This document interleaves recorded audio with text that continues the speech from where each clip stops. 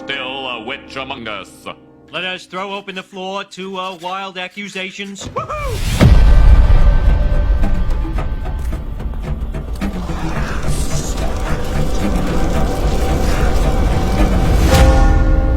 You've just been accused of being a witch. Now, you've got two choices. Plead your innocence and be executed in a public hanging, or confess to being in a league with the devil, repent, implicate others, and you'll go free. It's a tough call, right? Just ask the 25 people who were executed for witchcraft during the Salem witch trials. Was the devil lurking in Salem, Massachusetts? Or was all this mayhem the result of Puritan minds? Dust off your broomstick, because today on Debunker, we're asking, what really happened during the Salem witch trials? Welcome to Salem, 1692. Two little girls, Elizabeth Parris and Abigail Williams, began having strange fits involving screaming, outbursts, and violent contortions. A local doctor was brought in to see them. His diagnosis? They were bewitched. A month later, the girls accused 3 women of bewitching them: Paris's Caribbean slave, Tituba, and 2 other women, Sarah Good, a homeless woman, and a poor elderly lady named Sarah Osborne. All were arrested. While Good and Osborne pleaded not guilty, Tituba confessed. She stated that others in the community were witches and were working in the name of Satan against the Puritans. This opened the floodgates and would be immortalized as the Salem witch trials.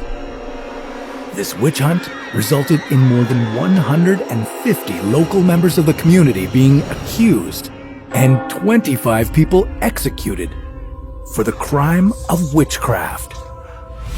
If they're really witches, why don't they use their powers to escape? That sounds like witch talk to me, Lisa. Never mind. Okay, so let's break this one down. First, let's look at Salem itself.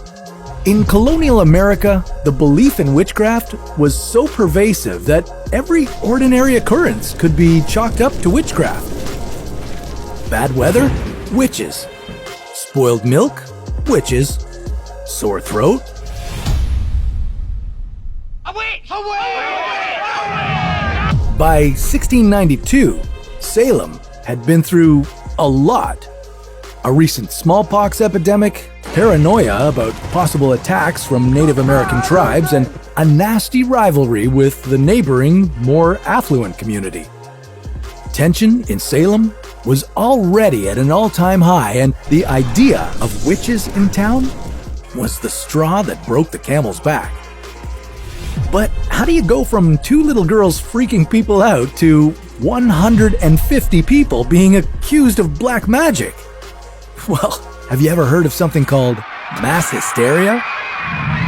Mass hysteria is defined as a condition affecting a group of persons characterized by excitement or anxiety, irrational behavior or beliefs, or inexplicable symptoms of illness. Sounds familiar, doesn't it?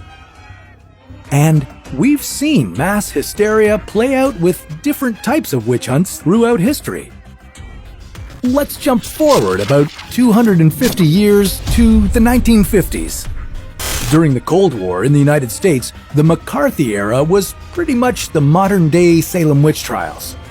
U.S. Senator Joseph McCarthy carried out a series of investigations and hearings meant to expose alleged communism that he believed to have infiltrated the U.S. government. The issue? He was doing it to innocent people, and he had many followers afraid of a communist invasion.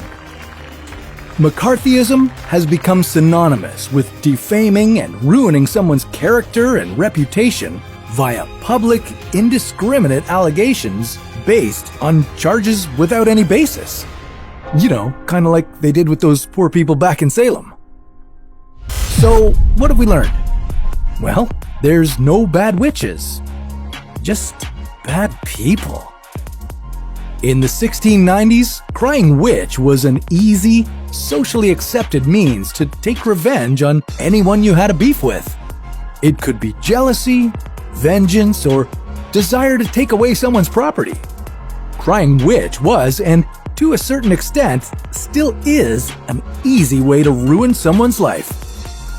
So, after all that, we're considering the case of the Salem witch trials debunked. What case do you want us to crack open next? Let us know in the comments below. This is Debunker signing off. And remember, stay curious.